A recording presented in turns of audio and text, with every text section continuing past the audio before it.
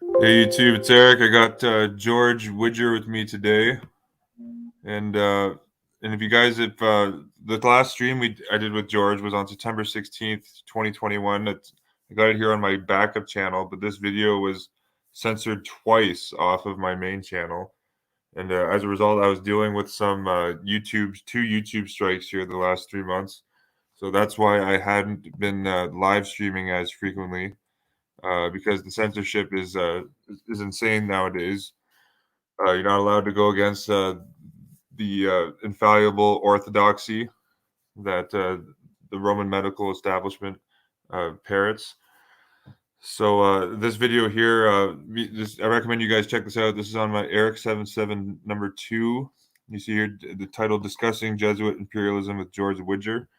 An hour and a half stream will probably be roughly around the same time today. So I recommend you guys check that out. George is a fantastic researcher. I always enjoy having him on the show with us. And if you guys aren't aware, the word censor, and I see we're seeing all the censorship now today in society, but the word censor actually goes back to ancient Rome. Like most of the things in the society, all roads lead to Rome. But you see a censor or the censor at any time, there were two, was a magistrate in ancient Rome who was responsible for maintaining the census, supervising public morality, and overseeing certain aspects of the government finances. The power of the censor was absolute. That's dictatorial power or having infallible power. And we're going to show the video here soon of Jesuit medical inquisitor Anthony Fauci, who has claimed himself to be infallible, like the Pope, where he said that when you criticize science, when you criticize me, you criticize science. And that's why Robert Kennedy Jr., RFK Jr., was spot on when he referred to Anthony Fauci as being like a Pope.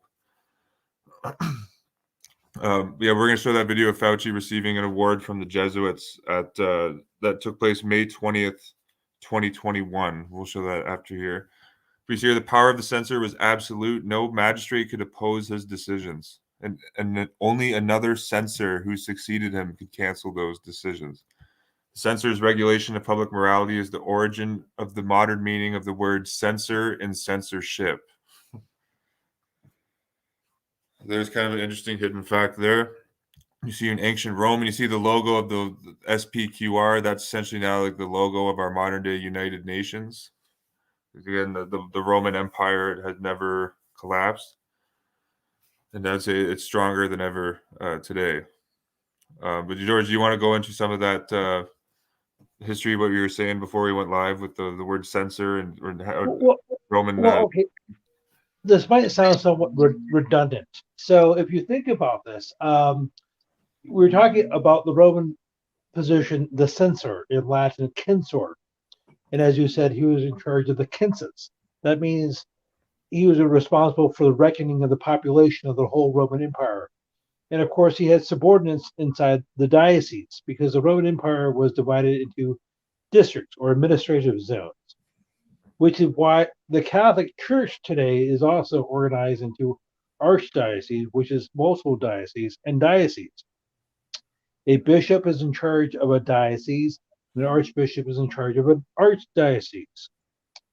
Now, when now this is something I found out a couple of years ago by talking to somebody, a Catholic.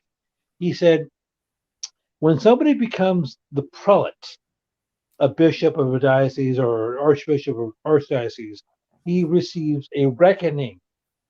That means, I guess, his various laymen will give him the balance sheet of how much money the diocese has. What are all the resources and assets the diocese have? How many parishioners they have? How many churches? How many schools? How many seminarians? Things like that. But they want to know how many people live in the diocese, Catholic or otherwise. And of course, they want to know how many have died, how many have moved out of the diocese, how many have got married, how many have converted. So they have meticulous records. This is in the United States and throughout the world. So you could say one of the jobs of the bishop, now he will usually delegate this to laymen, but is to do a census of the diocese. Now, I know that may sound tangential, but they want to know all the resources, all the assets they have. As I said, they want to know. I would say they're inventorying like the Earth or the parts of the Earth that are under their control at that point. Well, yes, but they also, when I was talking to a Catholic layman, this is like 2 years ago, he said they want to know. Say, I live in the Santa Rosa, California diocese, which is part of the San Francisco Archdiocese. Um, so the current bishop of Catholic bishop of Santa Rosa, California, is Robert Francis Bassa, who's a Catholic who was a Catholic parish priest, but he got his law degree from St. Gregory Pontifical Academy. He got his law degree in canonical law, for what it's worth. So he took over here in 2011. I don't know the precise date. So he basically spent his first several days just going over the basic stats of the diocese. How many people live here? How many Catholics? How many non-Catholics? How many congregations do they have? How many deacons do they have? How many seminarians do they have? Also, they got a list of all the mayors, all the city council members, all the board of supervisors, all the police chiefs, all the sheriffs. So they basically, how many non-Catholic churches are in the diocese? So they had a detailed itemization of all the stats. And of course, one of the things they're supposed to do every year is do a tallying and submit it to the archbishop. Now that would be in San Francisco, and they do this everywhere. Well, absolutely. And I would say in the Roman law, like this is where like, the origination of the birth certificate comes from. Mm-hmm. Like the bishop or like the magistrate in Rome would have it was to create a catalog of who are all the subjects in the empire. Mm-hmm. Now, And also something they else. have that record of reference. Now, of course, more, as the technology changes, they also want an itemization of the media resources. How many radio stations? How many TV stations? How many newspapers? Why do you think they might be interested in those? Well, I found, George, that the Jesuits were kind of behind setting up the mass communication wave in the United States. And they Mm-hmm. did it through a prominent layman here at the Radio Corporation of America, which was the company that was developing all the early TVs in the United States. His name was Frank Folsom. Have you heard that name before? Yes, I know you've done a video, at least one video, but was he involved with General, was it Sarnoff, David Sarnoff? Yeah, David Sarnoff. Actually, here's a photo of them together here. Frank Folsom and David Sarnoff with the RCA's CT100, the world's first color television. David Sarnoff, I found, received the Sword of Loyola Award from Loyola Chicago University in 1967. So that's probably the Jesuits congratulating him on being doing like the bidding of the order. They don't give awards to guys that resist the Jesuits. And then here's Frank Folsom here on the left.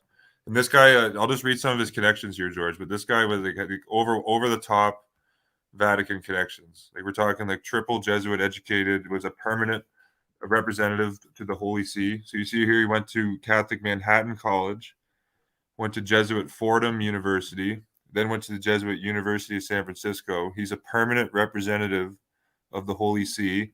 He also served as the United States representative he served as representative from the Holy See to the International Atomic Energy Agency. He was also a member of the Bohemian Club. He served as director at Coca-Cola Bottling Company, the John McGuire Company, NBC, because at this time, NBC, National Broadcasting Company, was a subsidiary of the Radio Corporation of America with the Roman Catholic Airwaves. He was also affiliated with General Cable Corporation, Crown Cork and Seal, Tishman International. You see, he's even on at the Everglades Club of Palm Beach, Augusta National Golf Club. But here on his New York Times obituary, we see here that he was also he had 3 or 4 papal knighthoods. You see, here's the article. I recommend everyone check this out. Frank Folsom, head of RCA during early rise of TV. That's TV. During the early rise of TV, this is when mass television communications were kicking off. So here's former President Frank Folsom, former president of the Radio Corporation of America. And I know Frank Folsom, he's actually mentioned in the great book, The American Pope, the biographical book on Cardinal Francis Spellman of New York, Archbishop of New York. Where it said that Frank Folsom was kind of like an envoy to Spellman in that book. You see here during his presidency, he was president of RCA from 1949 to 57. Gross income of the corporation rose from $397.2 million to $1.1 billion a year. The rise was attributed in large measure to Folsom's application of his merchandising skills in the sale of television sets. We see here he was also the University of Notre Dame established a scholarship, Catholic Notre Dame, called the Frank Folsom Scholarship in 1952. Which is interesting. And here are some of the papal knighthood that got him on the screen. Mr. Folsom was a papal chamberlain of the Cape and Sword. That's a very kind of distinguished. That's higher up than the Knights of Malta. You see, he was a Knight of Malta. We'll see. He was a Knight of the Grand Cross and a Knight of the Sovereign Military Order of Malta. He was a trustee at Catholic Charities of New York and of Catholic Relief Services, as well as a trustee of the National Jewish Hospital in Denver. In 1968, 1 year after Sarnov received his Sword of Loyola, General Sarnov also worked at the Radio Corporation of America. In March 68, Pope Paul VI appointed Mr. Folsom an honorary consultor of the state of Vatican City, the only American so honored.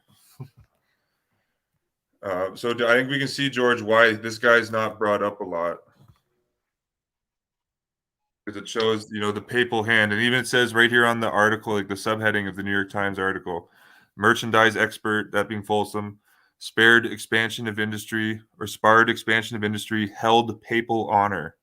It even says that right there, held papal honor. Well, have you? I'm not sure if we talked about this, but have you read or heard of Sean Wilcox's Jesuit Hollywood? Oh, I have actually. That's that book here. If people go on my archive.org, I think I have a digital PDF of that book that people can read. Type in Jesuit Hollywood on the sidebar. Yeah, right here, Sean Wilcox. Yeah, subtitled "How the Papacy and its Jesuits Controlled Hollywood for Decades and Have Continued to Influence It Ever Since." Yeah, that's a great book right there. Well, he was dealing Wilcox was dealing primarily with the film industry, so he didn't talk about Sarnoff or Folsom.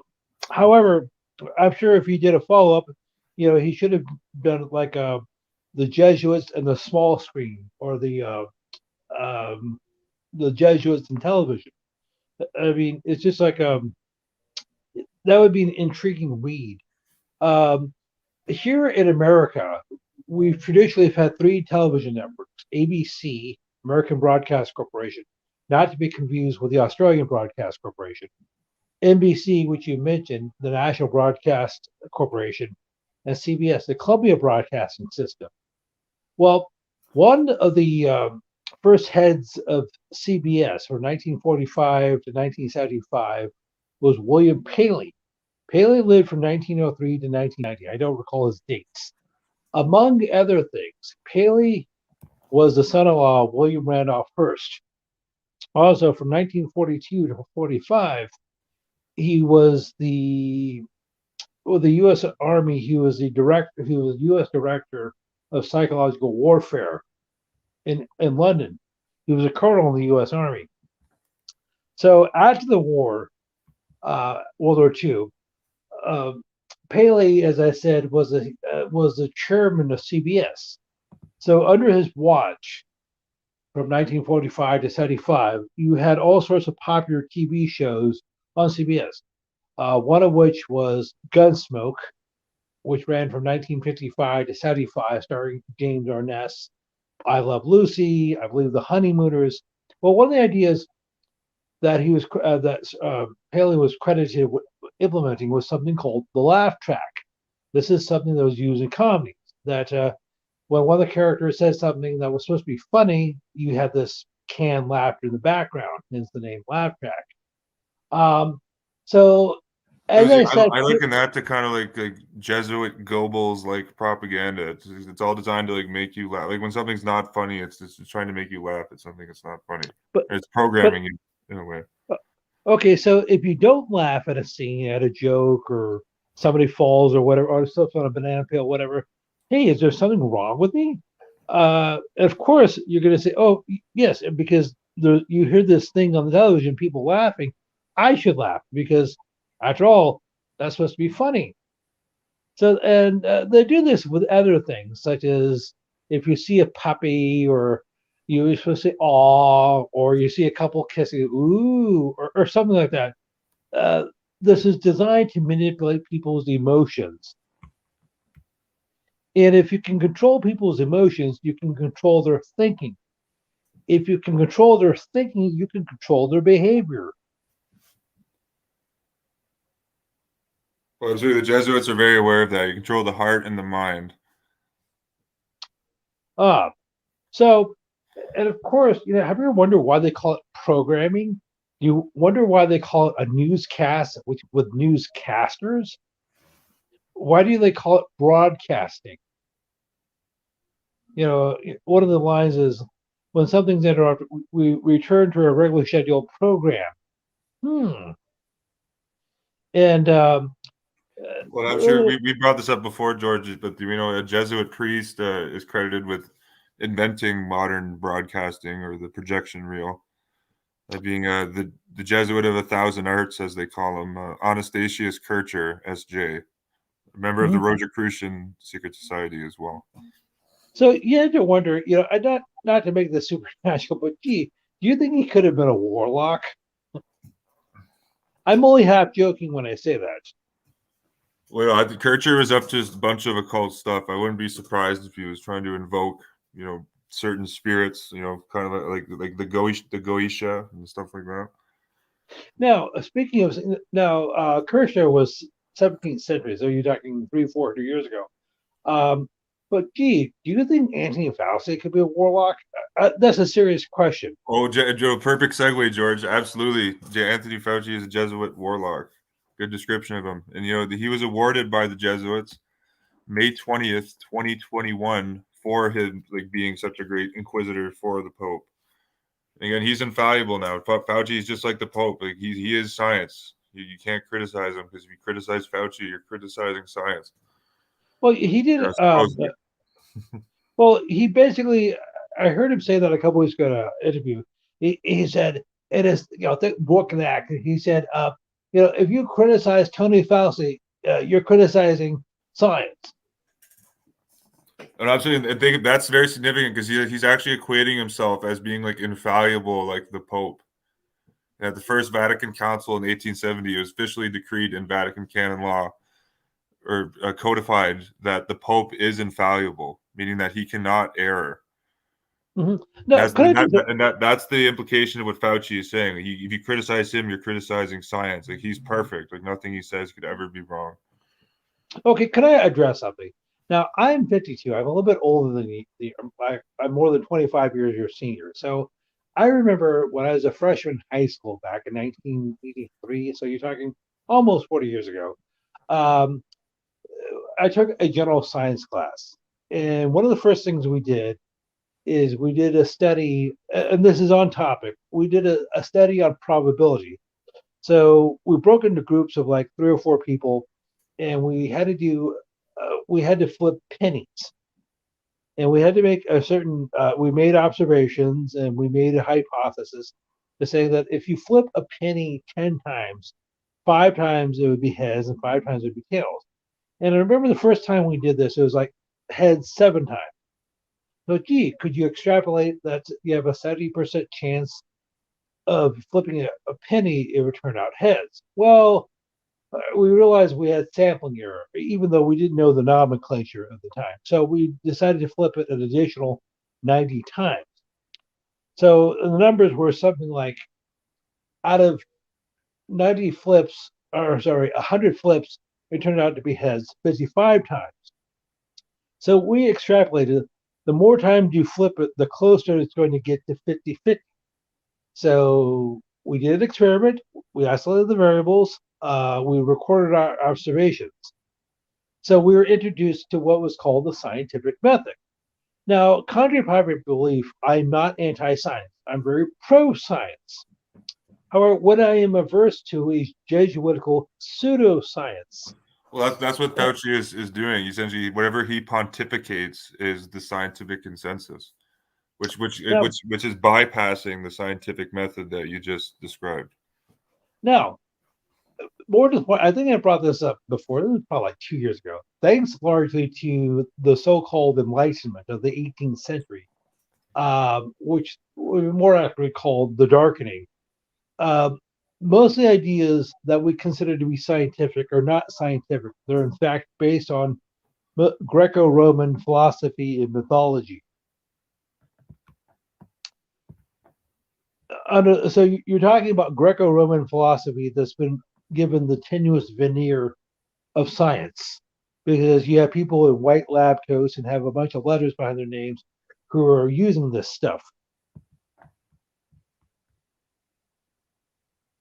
Well, absolutely. That's been admitted by many prominent scientists that quantum theory, like a lot of it even goes back to like Kabbalistic philosophy Mm-hmm. as well. And of course, we know the Big Bang theory was penned, or the idea of it came from a Jesuit priest or a Belgian Catholic priest who was educated by the Jesuits, George Lemaitre. Mm-hmm. And of course, but they use Einstein. yes, they use Einstein as the Freemasonic Jewish Albert Einstein as their frontman. However, he went to Catholic. Einstein was born in Bavaria, 1876, I believe, March the 14th. But he went to Catholic schools. So Well, that he makes was sense. Bavaria is the most Catholic part of Germany, and that's why the Nazis naturally originated from Bavaria, because it being the most Mhm. Catholic part of the country. now now Einstein was considered to be, one of the brilliant scientists of his day. Well, the medical version of Einstein was Sigmund Freud. He got I believe, his undergrad degree from University of Vienna, Universität Wien. So he himself was a complete puppet of the Jesuits. Absolutely. So was his nephew, the prominent, actually known as the father of public relations in psychology, Edward Bernays, nephew of Sigmund Freud. I read out in the video I did titled Netflix equals Romeflix. I read out quotes from Bernays himself where he talks about how he went to the Vatican to study their propaganda operations in the year 1957. Okay, and Bernays, he was also employed by the CIA, the Catholic Intelligence Agency, Catholics in Action. So he was an operative of the Jesuits, and if people read his book Propaganda, the very first page of the book, he said that there's like an invisible shadow government which kind of rules over our democratic society, and he's referring to the Jesuits there, kind of in coded language. He doesn't come out openly and say it, but that's clearly who he's referring to. well, it's interesting. We've talked at great lengths about Anthony Stephen Fauci, and he has a number of detractors from so-called conservatives like Rand Paul, the YouTube sites like Bark Dice, Yeah, Net. right, Tucker Carlson. Yes, yes, they'll say that Fauci is part of the deep state or whatever that is, but they conveniently fail to mention his educational background or that of his wife. Hmm. Uh, that's just I'm sure eventually, if they do enough videos, they'll get to that. Well, no, George, and speaking on that, I have the video here from people can see my screen. I've had this screen shared for a few minutes now from the Jesuits USAEast.org website. You can see here, they have this press release here, the USA East Ignatian year. And that's the thing, the year 2021 is an Ignatian year. So that's probably why we're seeing freedom being destroyed all across the world. A celebration honoring senior Jesuits. So Anthony Fauci was honored along with senior Jesuits. Further credence to, I think, that Fauci is a total lay Jesuit himself, and that's why I've been referring to him as Tony Fauci SJ in writings and in my video titles. Here's the Well, video, but George, we're gonna play this video here because I didn't I wasn't aware of this video. I've seen the photo of Fauci receiving this award. Here's the Jesuit East Twitter account tweeting this. You see Dr. Anthony Fauci and his wife, Dr. Christine Grady, received the Ad Morgium Del Gloriam Award, that being the motto of the Jesuit order. Ad Morgium Del Gloriam. It's also the motto of the 32nd degree of Scottish Rite Freemasonry. From the Jesuits East last month for their decades-long impact on public health. So there's the tweet of it here. But yeah, George, we'll play the video because again, I was not aware of this video. I'm sure not a lot of the viewers have seen this video, and this is like this is clear evidence. Like we said, all of the controlled opposition characters out there that criticize Fauci never bring up. And again, like his Vatican connections are out in the open for everyone to see. Fauci was literally the lead speaker, the introductory speaker at the 2021 Vatican Health Conference that had all of like the top officials from the world's like biomedical pharmaceutical complex speak at that event. And Fauci kicked off the event, of course. You know, he had, like you said, he went to 2 Jesuit schools. He's open about how much he admires the Jesuits. He doesn't try to hide it.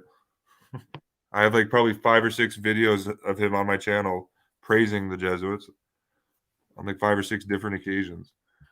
Yeah, so we're going to see here from the Jesuits East website. Here's the video footage of Fauci receiving the Ad Morgium Del Gloriam Award.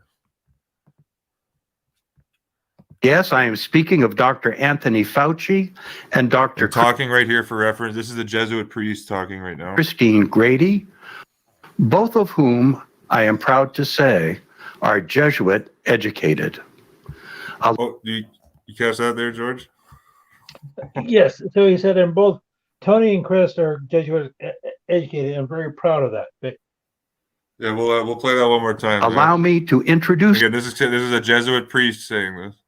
Them and present our AMDG Award and to introduce them to Dr. Christine Grady, both of whom I am proud to say are Jesuit educated. Allow me to introduce them and present our AMDG Award. Well, Dr. Grady, Dr. Fauci, delighted to be with you this evening. It is a real pleasure to be able to present you with this award. I am so impressed and so grateful for your work to bring healing and hope to so many people over many years. Yeah, did you notice that there? The Jesuit is extremely grateful for Fauci's work in destroying the U.S. economy and terrorizing millions of people across the world. He's extremely grateful for that. Well, and of course, you know, just before that, I mean, in the decades prior to that, how many people did Fauci murder with AZT, or did you say AZT? Oh, absolutely. AZT, absolutely. Yeah, that information for that is in the great book by Dr. Robert Wilner that I have on my archive.org called Deadly Deception. I know Dr. Peter Duesberg also writes about that in his book, Inventing the AIDS Virus. Well, and of Dr. course, Terry Mullis, I know, who conveniently died 74 days before Event 201 at the age 74. Event 201 being the simulated pandemic event that took place for like 2 or 3 months before the patient 0 for CV-19. well, actually, you're talking. Well, they keep changing the dates. The original date was the outbreak was supposed to be December the 12th, 2019, but they moved it back to, I believe, November the 17th.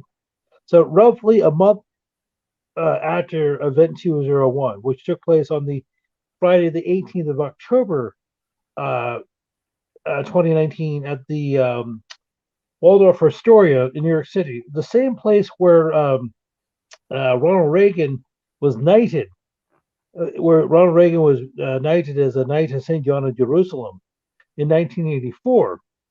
Now, for what it's worth, the date of Reagan's knighthood was January the 10th, 1984, and I know you've shown the video of that. But referring to his Knight of Malta knighthood? Yes. Oh, that was January 13th, 1989. Reagan's knighthood. I'm sorry. I beg your pardon. I beg your pardon. Actually, but to George, that's significant though, because that I believe he was still in office then. So I guess that would have been like he would have only been in office for like 2 more weeks after he was knighted. Well, actually, I believe it was a So I week. think that's symbolic of the Vatican, saying, job well done, Ronald. Here's your papal knighthood. You're now a crusader for the Pope. Well, I made a mistake on the date. I inverted the dates. It was on January the 10th, 1984, that Reagan officially reestablished diplomatic relations with the Vatican. Now, 33 years later, on January the 10th, 2017, Fauci spoke at Georgetown University, in which he stated that sometime during the Trump administration, there would be a surprise pandemic.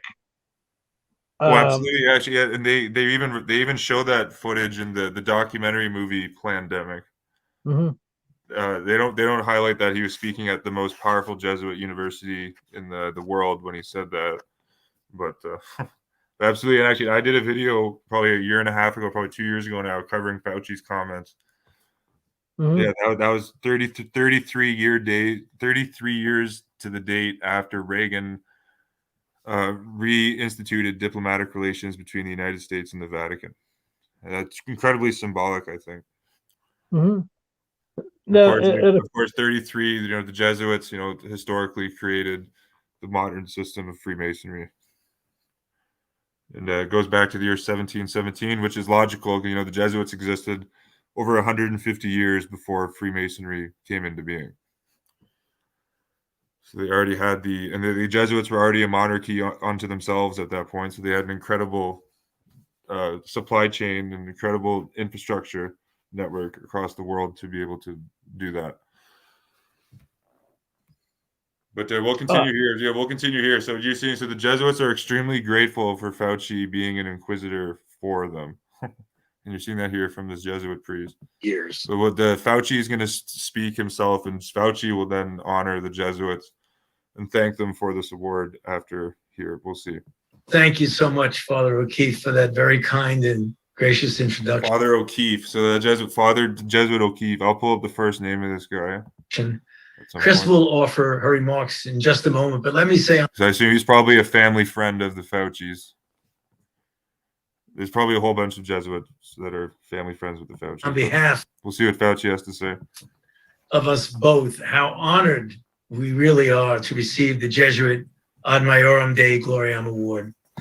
Oh, I was going to play that. So you see, they're incredibly honored to receive the Ad Majorem Dei Gloriam Award. Say on behalf of us both, how honored we really are to receive the Jesuit Ad Majorem Dei Gloriam Award, which we accept truly with profound humility and gratitude. As I have recounted often, I enthusiastically immersed myself in the intellectual rigor of the Jesuit education that I had the good fortune to receive. What I did not realize at the time, though, is what a profound influence it would have on my life and my career. So there, so you can see it again. He immersed himself in the mental and the rigors of a Jesuit education, and that's had a profound impact on his life.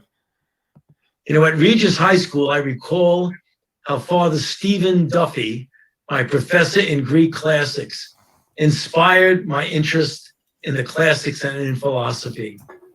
Later, at the College of the Holy Cross, I was fortunate to continue studies in this vein, graduating as a classics major with a pre-med concentration, something that people still to this day don't understand.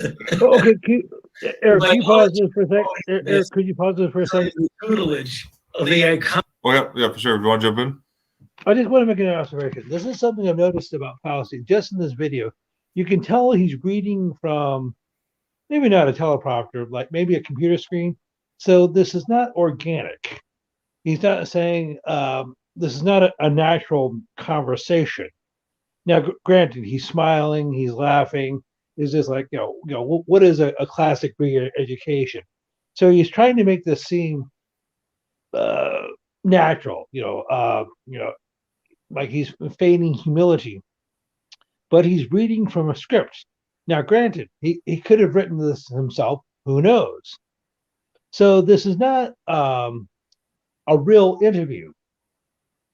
because he's not talking from off the top of his head. And he said, boy, I remember going back to Holy Cross, back late 50s, early 60s. So you're talking like 60 years ago.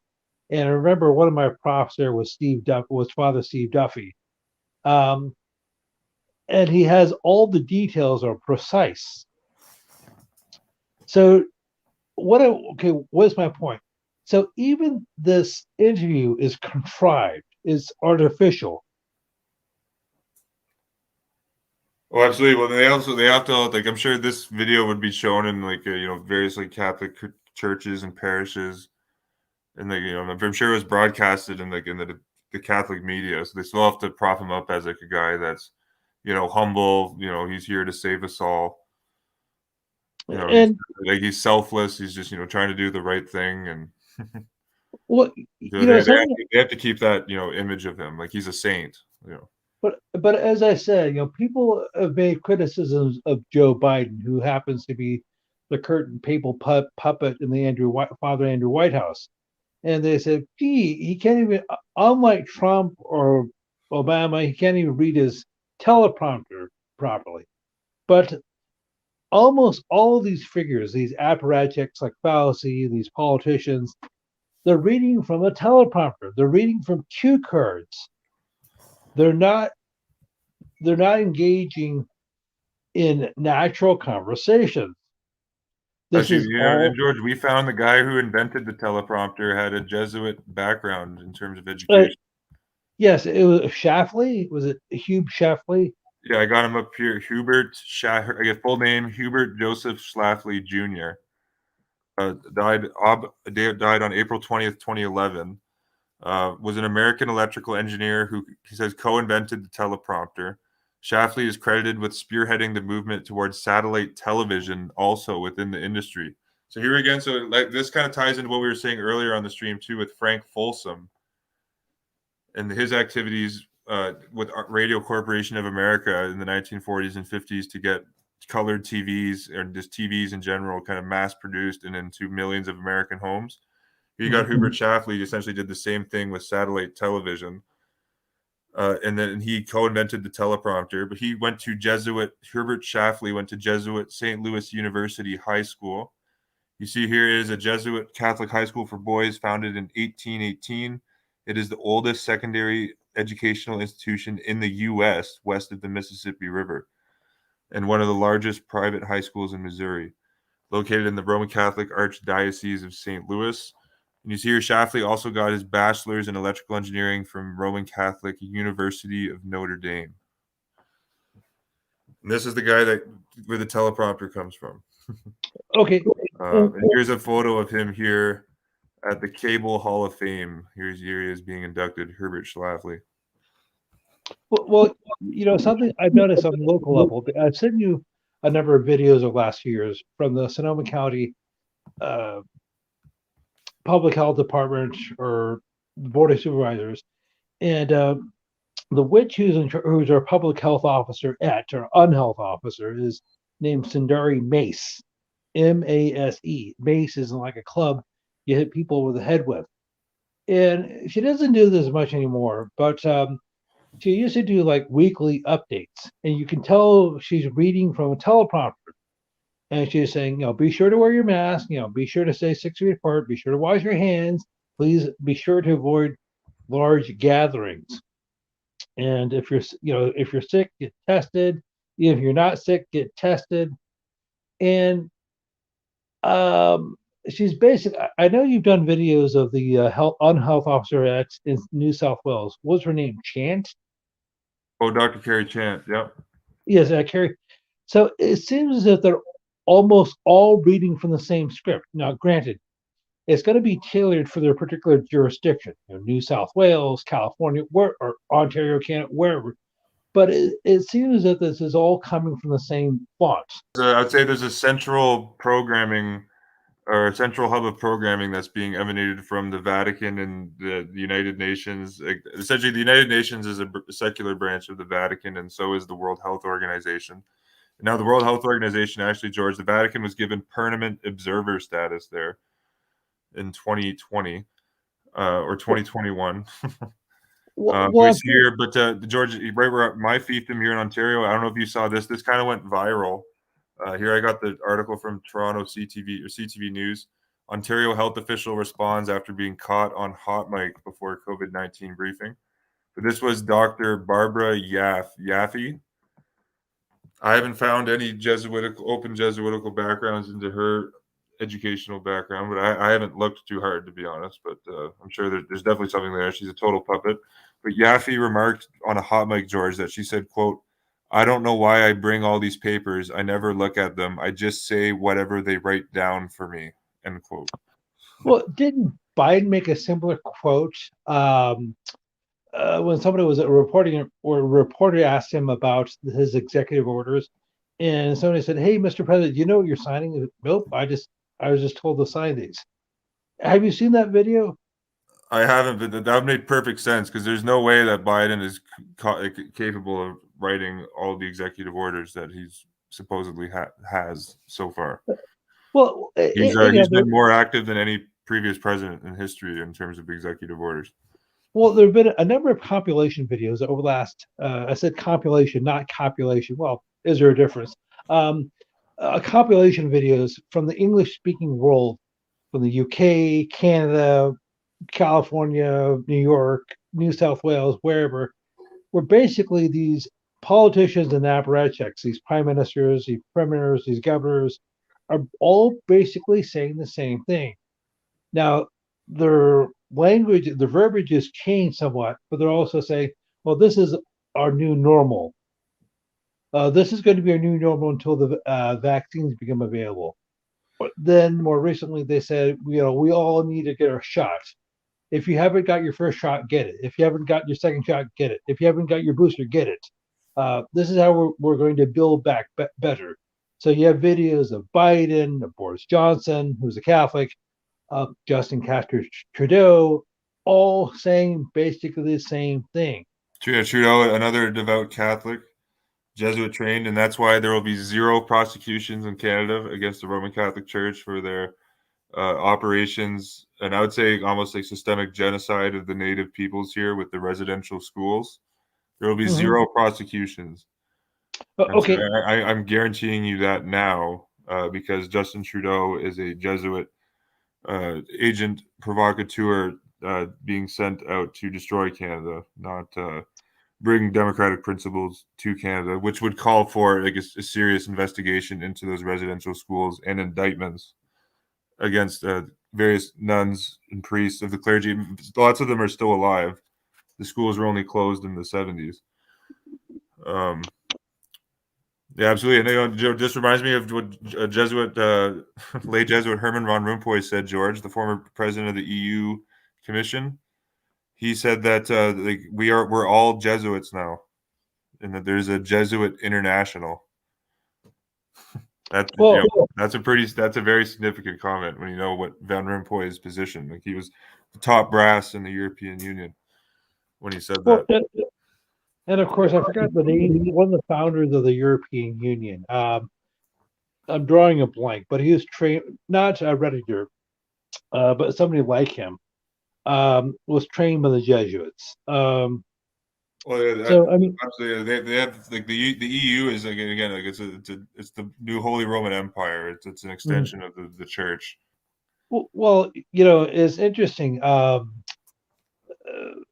Okay, so I just wanted to get to at least one of my points before we sign off. I know we've been going on for 45 minutes or almost. Well, I'd say, and George, just continue, or just before we sign off, I want to finish this video here of Fauci.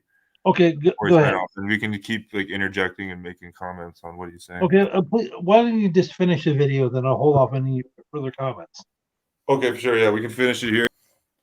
Iconic Jesuit, Father Joseph Bunny Bosom. And the bunny was because we had to dissect a rabbit in his class.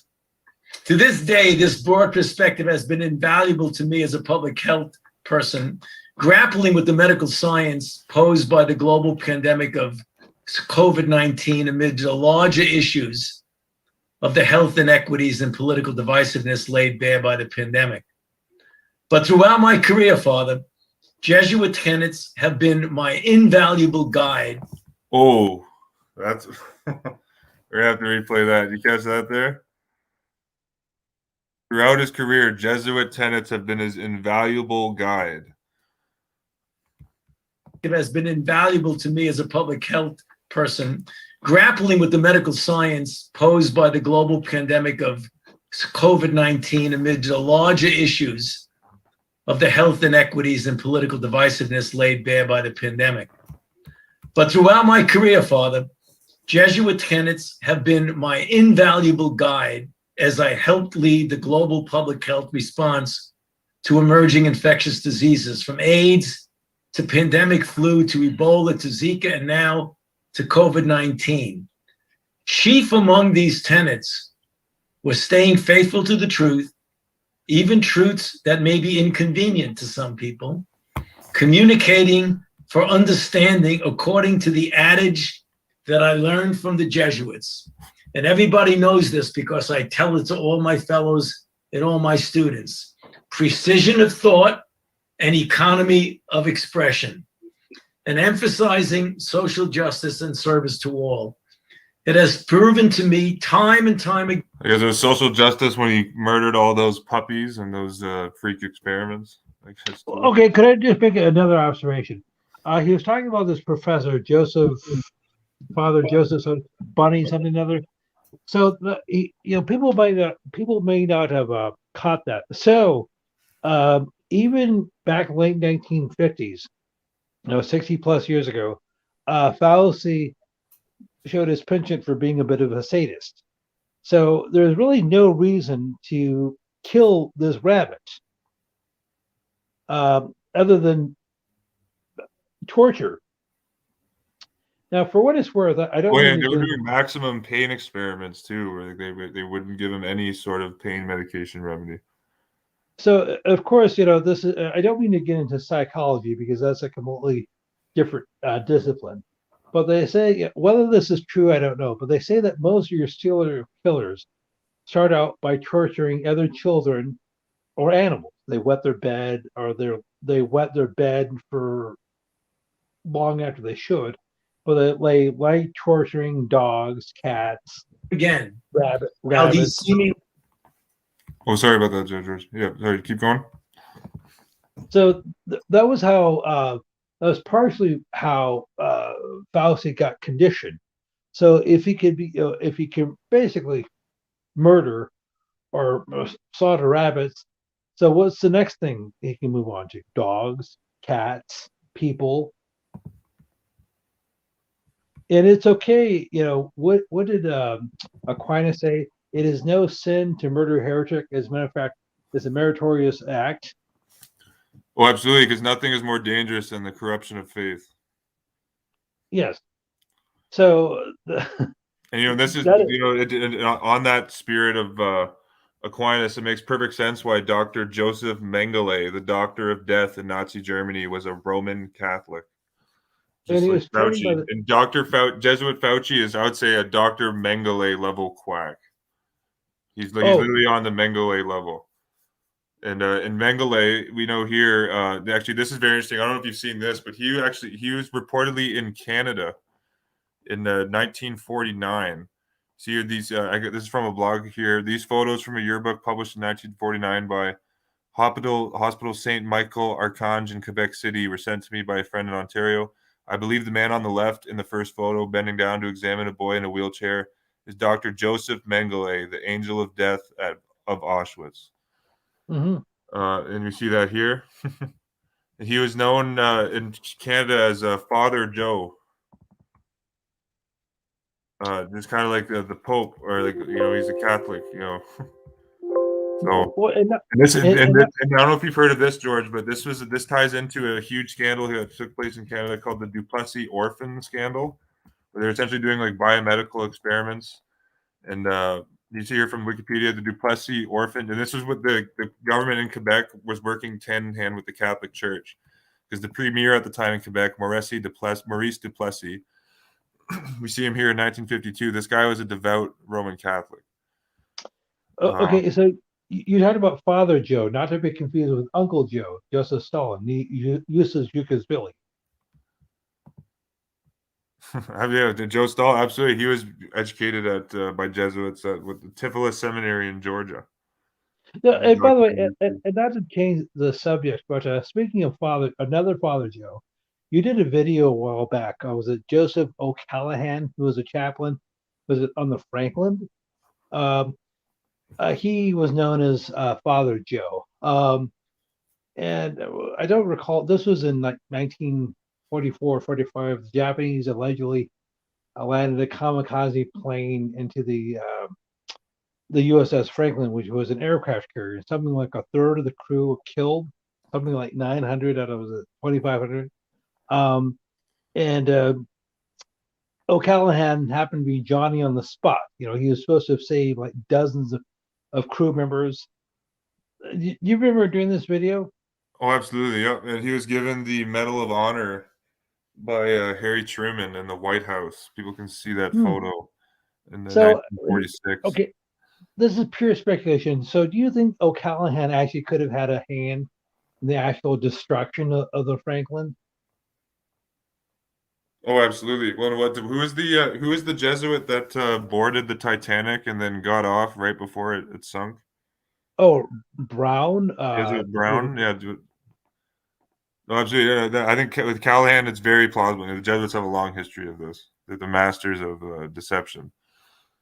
Well, Like, of course. truly are the masters of deception. Like, So and that's why yes, it was Jesuits who wrote J. Edgar Hoover's book, "What Masters of Deceit." That was ghost written for him by Jesuits. mhm. But And I just wanted to, on the Duplessis orphans, though, George. I just want to reiterate this point, just because this case, not a lot of people know about this case. Even Canadians, like I bet over 9 in 10 Canadians have no idea what the Duplessis orphans are. If you mention that, mhm. this is whereas more than 20,000 Canadian children, 20,000, were wrongly certified as being mentally ill by the Roman Catholic provincial government of Quebec. Again, ruled by Maurice Duplessis at the time, and confined to psychiatric institutions in the 1940s and 50s. And this is they're essentially, this is like, MK Ultra type of, experimentation that was going on these kids in Canada, and they were using the infrastructure of the Roman Catholic Church to do this. The Duplessis orphans have accused both the government of Quebec and the Roman Catholic Church of wrongdoing. Of course, the criminal Catholic Church has denied involvement in the allegations and disputes the claims of those seeking financial compensation. But yeah, the children were held at Catholic facilities, and a lot of the orphans came from the Catholic Church. Had a vast network of orphanages in Quebec at this time, and that's where they picked most of the children from. And so it's just very fascinating that Joseph Mengele was reportedly here in Quebec at the time this experimentation was going down. I just want to highlight that Dr. Anthony Fauci is on a Mengele level quack meter. And both of them just happen to be devout Roman Catholics. So it must just be a coincidence, though, right, George, that Mengele was a Catholic like Fauci? But yeah, so actually, let me see if George. She looks like he needs to get back into the stream. But yeah, George, we'll finish here the video from Fauci, and then we'll finish off with some comments before we sign off. Okay, I'm back. Okay, you're back. Okay, sweet. Yeah, we'll continue here with Fauci, and then we'll actually. And then I want to point out. I know we mentioned this briefly in the video. The woman we see here beside Fauci is his wife, Dr. Christine Grady, and she also she has just as much of a Jesuit background as Fauci does. She works at the NIH with Fauci. She serves as head of the Department of Bioethics at the National Institutes of Health Clinical Center. She went to Jesuit Georgetown University, went to Jesuit Boston College, and got her PhD from Jesuit Georgetown for good measure. She was recently a commissioner on the Presidential Commission for the Study of Bioethical Issues, which was created by Executive Order 13521 on November 24th, 2009 by Jesuit puppet Barack Obama. She's a member of the National Academy of Medicine, a senior fellow at the Kennedy Institute of Ethics, and a fellow at the Hastings Center in the American Academy of Nursing. She received the National Institutes of Health CEO Award in 2017 and the Director's Award from the same organization in 2015 and 2017. We see here at the bottom, Grady is married to Anthony Fauci. And you see here, and her mother was an assistant dean at Roman Catholic Seton Hall University. So the point is, so she's just as plugged in as Fauci is, and you see her; she's on the right here in this video. But we'll finish this. It's just a couple more minutes. Simple principles are so important. So thank you again for this distinguished honor. And Christine, let me now turn it over to you. So thank you, Father O'Keefe, and thank everyone for the honor of receiving the Ad Majorem Dei Gloriam Award, along with my life partner here, Tony Fauci. This special Ignatian year theme, I'll just say the Popes, Bonnie and Clyde. We'll continue. service, hope, and inspiration, is so critical right now, more than any other time that I can remember in my lifetime. During this pandemic, it's become so apparent how vital service to and kindness to others is in our world, in our lives, both as individuals and as members of communities at every level. We look for and celebrate examples of kindness and role models for inspiration and strength as we continue to endeavor for a more caring world. My Jesuit education at both Georgetown University and Boston College gave me skills and knowledge and inspiration to allow me to dedicate my life to caring for and serving others as a nurse and as a bioethicist. My professors, many of whom were Jesuits, built upon the foundation that my parents had already created and instilled in me a passion for serving others and promoting the common good. Role models like Father Fitzgerald and Father McSorley exemplified the Jesuit. Father McSorley, that'd be Bill Clinton's Jesuit, right? Dick McSorley. And don't mean to be crass, Richard McSorley. But doesn't Dick McSorley sound like a Catholic venereal disease? It Sorry. does, yes. You know, that's a well-timed joke just given with these two virologists we're watching speak here. And you know what, Father Richard McSorley, SJ, he after the Jesuits murdered John F. Kennedy, they made him Jackie Kennedy's confessor to make sure that she would keep her mouth shut and never mention anything about the responsibility of the Jesuits in murdering her husband.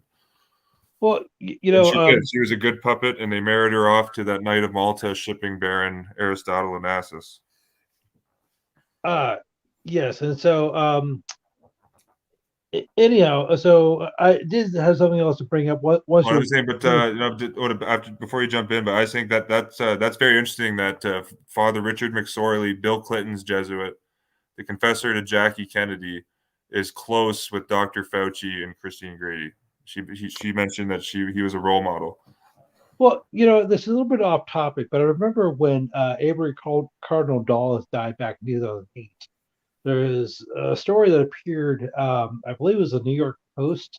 It wasn't his obituary, but they're getting some comments from people who knew Dulles.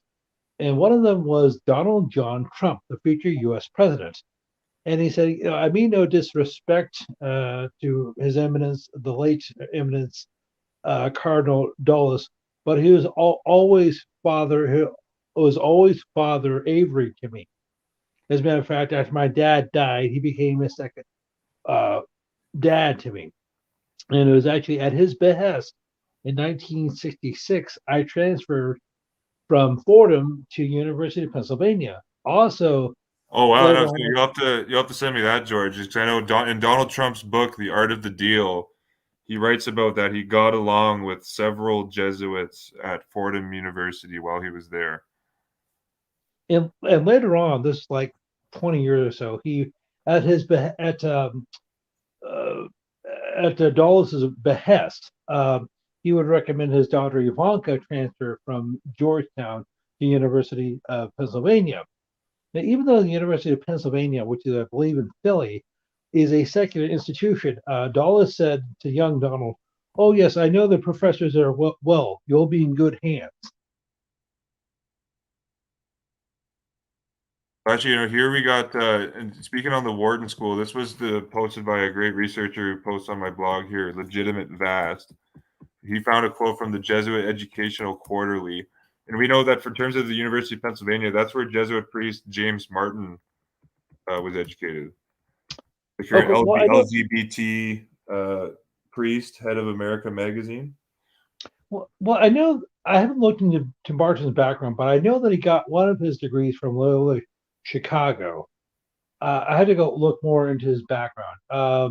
Yeah, he went to. He has a degree from the Wharton School. That's where Trump went specifically at the University of Pennsylvania. And we know historically, George, the University of Pennsylvania just happened to be the first university in America to open up a Catholic Newman Center. Yes, I think we discussed that a couple of years ago. Now, in terms of, George, don't mean to cut you off there, George, but I just want to read out this quote because this was just a great find. This is from the Jesuit Educational Quarterly, Volume 9, Number 2, October 1946, and it's Methods of Teaching at the Wharton School. And this was written by a Jesuit, John C. Connolly. So the article is called Methods of Teaching at the Wharton School, Jesuit John C. Connolly. John C. Connolly, SJ, writes, the Jesuit educator is inclined to be so severe in his criticism of non-Catholic institutions of learning for their materialistic brand of training that he may overlook whatever good features are to be found there. It is not my purpose to defend secular education, but I believe it would be our profit to note whatever success its institutions have attained in the educative process and to adopt their methods and techniques insofar as they are in complete accord with Catholic philosophy and aims. A case in point, to my mind, is found in the Wharton School of Finance and Commerce, the University of Pennsylvania, an institution that has attained notable success in its methods of teaching not only commercial subjects, but the social sciences as well. It came as a surprise to me a few years ago to discover that the method chiefly employed here was none other than the Jesuit contribution to educational method, daily repetition, active discussion, and pre-election. I'm just going to repeat that. So here you got a Jesuit priest here saying that the principles of the Jesuits' educational philosophies govern the Wharton School of Finance and Commerce. Jesuit John C. Connolly, SJ, says, quote, it came as a surprise to me a few years ago to discover that the method chiefly employed here, the Wharton School, was none other than the Jesuit contribution to educational method, daily repetition, active discussion, and pre-election. And we know Georgia, Warren Buffett, went here, of course, too. And here's just a list of some of the alumni that went to this Warren School. The current CEO of Google, Sundar Pichai, Donald Trump, Roman Catholic, William Brennan, Associate Justice of the U.S. Supreme Court. I believe he went. Doesn't he have a Jesuit background also? Who is this? William Brennan, the Supreme Court Justice. Yes, he was a Catholic. Catholic. Okay, he went to the Wharton School also.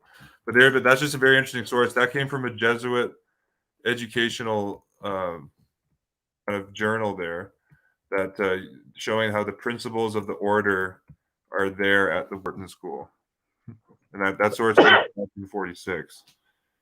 So that's tells you a lot there. That's why there's so many prominent alumni that come from that Wharton School. Mm-hmm. But anything you want to add on there before we finish up with Fauci? Well, it's just like, as I said, he's been at the National Institutes of Infectious Disease since 1968, over half a century. He's been the head of it since 1984, almost 40 years, 38 years. Now, people have referred to this great medical machination, this inquisition, as several things, one of which is covert 1984.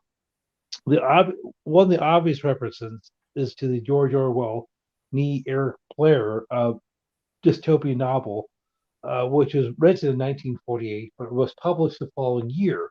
Now, for what it's worth, Blair was a Fabian socialist. He was a Freemason, and he was trained by the Redemptionist Sisters at a convent in England. Now, he was a complete insider, but it is possible he may have released a little bit too much information. Who knows? I don't recall his precise dates, but he lived from 1903 to 1950. He died. So he died the following year after the book 1984 was written. Now, as we said before, in that year, in addition to being the same year, the name of the book, on January the 10th of that year, Ronald Reagan reestablished diplomatic relations with the Vatican. Also, that year, Anthony Fauci became the director of the National Institute of Infectious Diseases. So that is why they call this, among other things, covert 1984. Because something we've discussed before through predictive programming, movies, TV shows, books, video games, comic books, they let us know what their agenda is, what is on the docket, even though they may not roll it out for years or even decades. As we said, there's a famous clip of Anthony Fauci speaking at Georgetown University on January the 10th, 2017, 10 days before Donald Trump actually became president, in which he said, sometime during the Trump administration, there will be a surprise pandemic. This was precisely 33 years to the date that actor Ronald Reagan reestablished diplomatic relations with the Vatican. Now, there's something I need to bring up. I know we're getting a little bit short on time, and forgive me for not being more economical. I need to talk about the executive leadership of Pfizer. And do you mind if I just do that quickly? What was saying, George? You want to do the? Let's finish this video here of Fauci. It's probably got 2 minutes left, and then we'll go into some of the Pfizer connections. And maybe I'll reference the audience to an article I just put up on my blog that I show documentation that before Pfizer got its sex drug Viagra approved, that Pfizer executives went to see Pope John Paul II at the Vatican to get his moral blessing for Viagra. And that was about 2 weeks before the FDA then approved Viagra. The FDA is totally captured, and that's why they approved the recent Pfizer jab on the anniversary date of the St. Bartholomew Day massacre. Yeah. On that date, there's an article on my Jesuit World Order page that covers that. Of course, the St. Bartholomew Day massacre was the event where a Catholic mob murdered hundreds of thousands of Protestants in France. But Pfizer, their new vaccine, was approved by the FDA on the anniversary date. Well, it was August 23rd, 2021. Well, actually, if I could just make some clarification, the Food and Drug Administration, or as Joe Biden calls it, the Federal Drug Administration, or you can call it the fascist drug agency. Just like there's all sorts of games you can play, just like CIA, FBI, and so forth. CDC, what does that stand for? The Catholic Disease Creator. Well, as you said, on August the 23rd of this year, the FDA allegedly, and I say allegedly, gave a full approval of Pfizer. Well, actually, that's not true. They gave it extended emergency use authorization for Pfizer. What they did is they gave approval for a drug that's not available for the United States. It's called Comirnaty. So it was a complete bait and switch. Pfizer is still, all of these shots are doing experiments in the United States. Right after that, George, you had Biden come out like the authoritarian he is, Roman Catholic Biden, and he said to the unvaccinated Americans, "Your time's up. It's been given FDA approval. No more excuses. You all have to take the poke." Okay, well, yes. So he basically declared war on the heretics and liberals, because there are millions of Catholics, for whatever reason, just don't want to get this. But they're just liberal is just as bad as a heretic. But John F. Kennedy proves it. They murdered one of their own, Roman Catholic John F. Kennedy. Kennedy was a Knight of Columbus too, and they still popped off his head like it was nothing. Yeah, I wish I could be a little bit more precise with the name, but the last 2 years, since 2020, there have been something like 5 or 6 Black leaders, mostly in Africa, one in Jamaica, who died under mysterious circumstances. They're out of heart attacks, plane crashes, whatever. who, for whatever reason, were not going along with the agenda.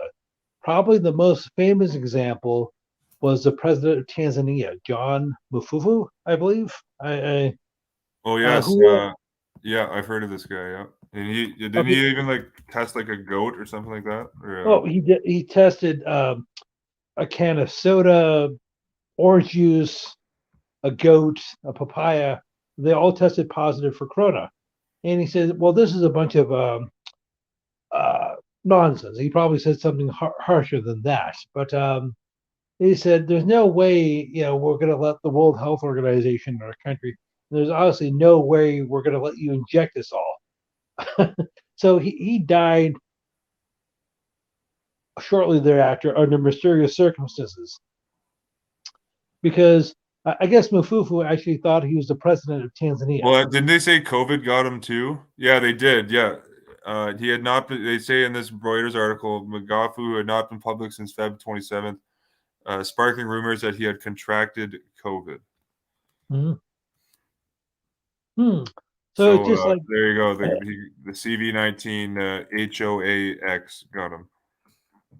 okay, so in other words, he got the Kerry Mullis treatment or the Robert Woolner treatment because Yeah, whatever you see, absolutely the Kerry Mullis and the Robert Woolner treatment. Absolutely.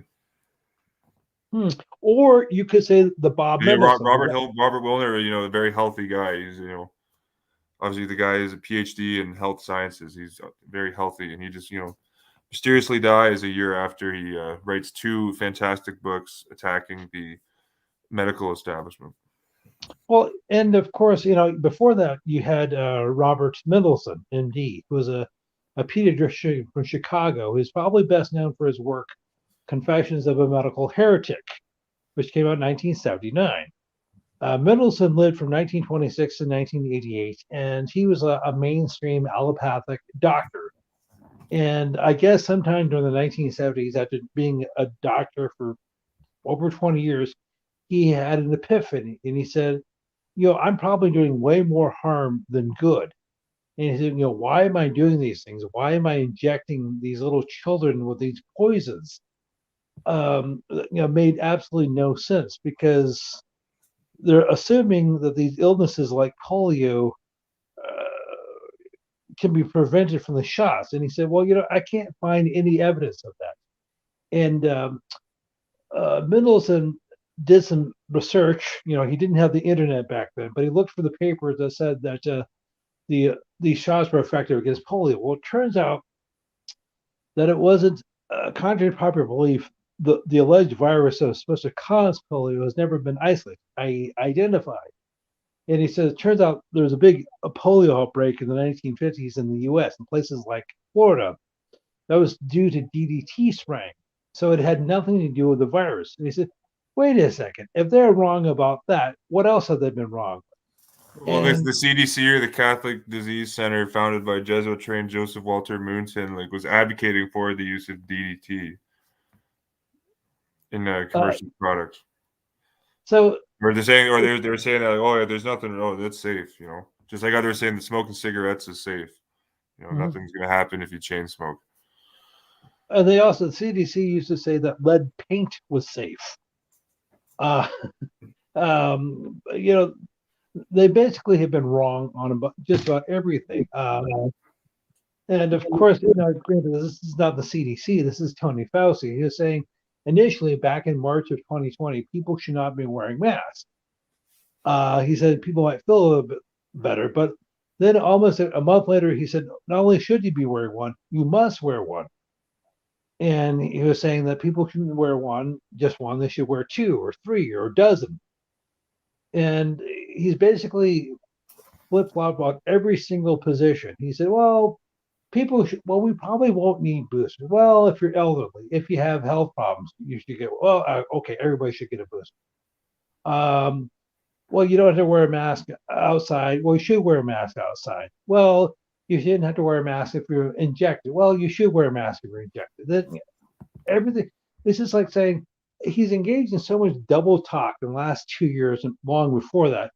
If Fauci had to give an hour-long presentation, he only had to prepare a 30-minute one. It's just like he's like, Well, I'd say, George, he's mastered the principles of Jesuitism. And Mhm. we know that Jesuitism is defined as being, quote, cunning, deceit, hypocrisy, prevarication, deceptive practices to effect a purpose. That's what Jesuitism is defined as. And all those adjectives perfectly describe the behavior of Jesuit Inquisitor Anthony Fauci, SJ, since the CV-19 pandemic began. Same pandemic that, again, we mentioned that he foreshadowed on January 10th, 2017 at Jesuit Georgetown University. Okay, so I realize that we've been going on for about 1:15. So if I could just mention the executive leadership of Pfizer. Oh, with Pfizer, actually, before we get to that, Joe, let's quickly finish this video here, and then we'll get to that. Oh, okay. Yeah, we'll play. Philosophy of service rooted in justice and love and helping people for the greater glory of God. I'm extremely grateful for the opportunities that I have, and I try hard to pay forward by instilling in my own daughters, our own daughters, and in the students that I have had the opportunity to mentor, that public service is a high priority.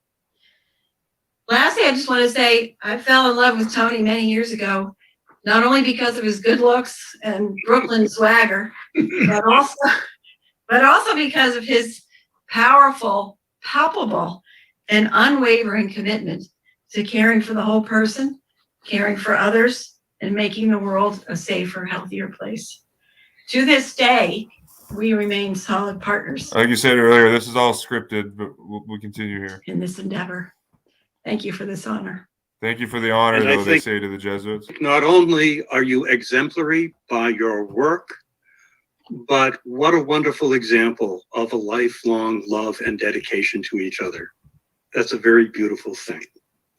And now I would love to present you with the award. Here we go. Wow. With gratitude So you see it on the screen here, George. to God, the USA East Province of the Society of Jesus is pleased to present the 2021 Ad Majorem Dei Gloriam Award to Dr. Anthony Fauci and Dr. Christine Grady, whose dedication to public health care over many years exemplarized the faithfulness toward Cura Personalis. Given on this day, the 20th of May, 2021. Yeah, and for Gematria guys in the comments, let me know if there's any significance to the date May 20th, when Fauci and his wife, Christine Grady, received the Ad Majorem Dei Gloriam Award here by the Jesuits. God bless you both. Thank you so much, Father. Thank you so much.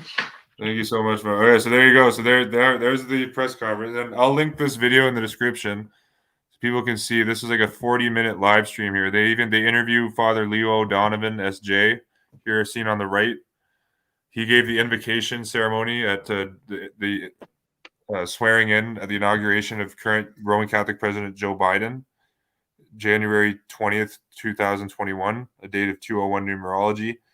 So it looks like they interview O'Donovan and they reference they ask him questions about that invocation here. So I recommend everyone check this out. And this is from the jesuiteast.org website. Wait, do you want to go into some of the Pfizer, or do you want to add on that, or do you start going to the Pfizer stuff? Okay, before I get into Pfizer, well, I know that May the 20th is, I believe, the 140th day of the year. If you write it out, this is something I picked up from Zach, that zeros don't mean anything. So if you drop the zero, 520, that's how we write it in the US, and that's 52. 52. Like 52 cards in a deck. And I'm sure there has Well, to that's be interesting. some- Actually, George, I'm getting one here. There's a commenter saying that on 325 AD, the First Council of Nicaea began on May 20th. Mhm. That'd be Okay. that'd be a good symbolic honor. That's when kind of like church and state was formed together. Okay, for what it's worth, Constantine. Oh yeah, the First Council of Nicaea officially opened May 20th. You see, was a council of Christian bishops convened in the Bithynian city of Nicaea, modern day Turkey, by Roman Emperor Constantine in 325 AD. Okay, for what it's worth, this is a stretch. I know the actor Jimmy Stewart, James Maitland Stewart, was born on that date in 1908 in Indiana, Pennsylvania. Now, Stewart, he died, well, you were like one or so. He died in 1997. So you probably don't remember him. He was in It's a Wonderful Life back in the 40s, and Mr. Smith Goes to Washington. Now, he ostensibly was a Protestant. He grew up Presbyterian. But I'm sure, okay, but I had to look in more into the significance of May the 20th, besides being the convening date for the Council of Nicaea. Anyhow, so they like giving their acolytes to their puppets. They like giving them the glory, the greater glory of God, or wherever it is in Latin, the sort of Loyola, whatever, knighthoods, and so if people, I don't mean to bring up the religious element of this, because I'm primarily concerned about the temporal / secular. But if people cannot see the hands of the whore all over this machination, they're blind. Even if you're not religious, even if you're an atheist or agnostic or a non-Christian, how can you possibly not see all the papal connections? We've talked at great lengths about Anthony Fauci. We talked about the fact that Donald Trump was trained by the Jesuits and most of his children were. We talked about the fact that the current U.S. President Joe Biden, he received at least 2 Catholic honor degrees from University of St. Joseph's in Philly, University of Scranton. His son Hunter got his undergrad degree from Georgetown. I believe the current WHO, Dr. Tedros. Yes, he's Roman. Actually, he's not a medical doctor. Tedros Adhanom. He's a Marxist. I guess he worked with the Tigrayan Marxist Party in Ethiopia. Yes, and he's a Roman Catholic. He's had at least one papal audience, most recently with Francis. And here's a photo of that on the screen, George. I got this on my website. I got the press release from the WHO website, October 23rd, 2018. There's the photo. Okay. Everyone should read you see how much of a puppet Roman Catholic Tedros is in this post. Okay. Let's just talk about some of the major puppets in the world. You have Gavin Newsom, the current governor of California, University of Santa Clara. Andrew Cuomo, the now ex-governor of New York, got his undergrad degree from Fordham. The current governor of New York, Kathy Hochul, she got her law degree from Catholic University. Her husband, Bill, got his undergrad degree from Notre Dame. Well, I didn't think it was worse, George. Like I said, that shows how the getting rid of Cuomo was all mastered by the Jesuits, because they're able to put in a bigger tyrant after Cuomo left. And of course, Hochul, like you said, is devout Catholic. Now, if we talk about the so-called land down under, now just for clarification, Australia, like the United States, is organized into states. However, they don't call them governors. They actually have governors and premiers. In Canada, you have provinces. The head of your province is called the premier. So you're like our governors. Well, if you look at how many premiers in Australia are Catholic, you have Dan Andrews, who is, I believe, in Victoria, if I'm not mistaken. You have the head of Queensland, who's Polish. Angela, something, I forgot her name. She's Roman Catholic. So you have Michael Gunner, who's the head of Northern Territories, who's Roman Catholic. So you're talking about 3 or 4 different premiers who are Roman. And it's the Northern Territories where they have that quarantine camp, right?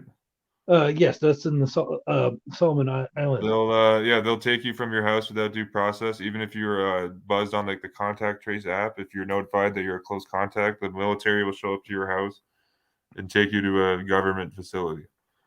Yes. Now there's been an almost complete media blackout about what's going on in the Northern Territories of Australia. you're talking the Solomon Islands. So you're talking about Aborigines. So what we call here in the States, or even Canada, they used to call indigenous people or American Indians. So they're expendable in the eyes of the Jesuits.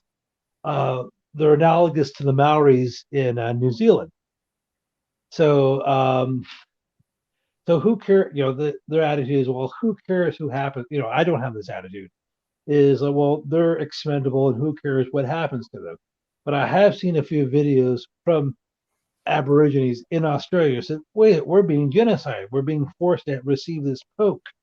We're being compelled to take medicine or drugs that we don't want or need. And we have no legal recourse. We have no habeas corpus. We can't appear in front of a judge. We can't sue anybody. Um, all because of a bogus emergency. Now, I forgot the numbers. In Australia, allegedly less than 2,000 people have died from this illness in almost 2 years out of a population of 25 million people. And they probably engage in all sorts of skullduggery, chicanery to come with those numbers. In her near neighbor, New Zealand, which has a population of about 5 million people, less than 100 people have died allegedly in 2 years. So even if there were a real airborne contagious pathogen, in both countries, virtually nobody has died according to their fraudulent numbers. I'm not going to get into the whole germ versus brain theory debate because that's another conversation altogether. Well, George, So- I would say another key Roman Catholic puppet right now in the geopolitical arena is Carrie Lam in Hong Kong. She's kind of overseeing the destruction of democracy in Hong Kong and bringing in the Chinese national security law. Do you see that they just had a patriots only election that had only 30% voter turnout? Because to be a patriot only is someone that's totally a subordinate, docile puppet of the Chinese Communist Party. well, So they're not. So they're taking out all dissent. They've criminalized. Protest is criminalized now in Hong Kong. The press has been totally censored and taken over by the CCP. But Carrie Lam is the CEO of Hong Kong while this is going. She's openly like a puppet. Lots of media coverage out there showing how she's a lapdog of the CCP. Well, it's not, but her connections to the Vatican aren't brought up as much. She's a devout Roman Catholic. She was educated at an elite school run by nuns in Hong Kong, and she's the one that it's very fitting that you have she's the one in charge of the destruction of representative democracy in Hong Kong. Devout Catholic, Carrie Lam, and I'd say another huge. I got this guy on the screen here. Another huge Roman Catholic puppet right now in the geopolitical arena is the current UN Secretary General, Antonio Guterres. Devout Roman Catholic. He got an honorary PhD from the Jesuits at Georgetown. He's actually referred to as a civil Pope Francis in numerous articles. He got the Charlemagne Prize, the Roman Charlemagne Prize in 2019, and again the Charlemagne Prize is given out in Aachen, Germany, where the relic of Saint Corona is at the Aachen Cathedral. Saint Corona, the patron saint of pandemics. But Guterres, he's another huge one here, the UN Secretary General. Okay, so I realize we're getting a little bit short on time. If I could just mention the executive leadership of Pfizer. This is something I wish I probably would have brought up a year ago, but better late than never. So one of the key figures for Pfizer, there are at least three key figures for Pfizer. One is Bill Carapezzi. He got him up on the screen right now, George. He got his undergrad degree from Fairfield University in Fairfield, Connecticut. Another key figure. That's it. For the viewers aren't aware, that's Jesuit. Now, that was basically one of the command centers for the. There was an event that took place there back in 2012, which we the Sierra Hotel, SH. That was basically the command center for that event. You know what I'm talking about? At Fairfield University? December the 14th, 2012.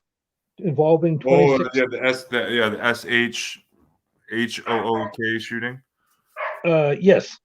Yeah, that the SH Hook just happened to be a few miles from Fairfield University, just coincidentally. Yes.